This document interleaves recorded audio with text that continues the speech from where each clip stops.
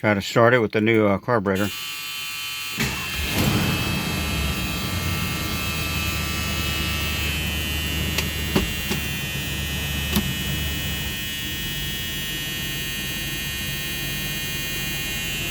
Running smooth.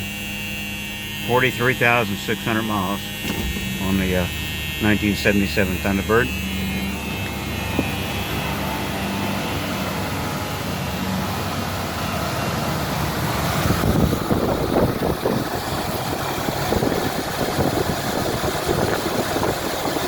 Actually idle a little lower, but for right now I have it set the way it is. Tomorrow when it's cool, I'll adjust the choke a little bit, but it's right out of the chute, it's doing good. It's the original carburetor.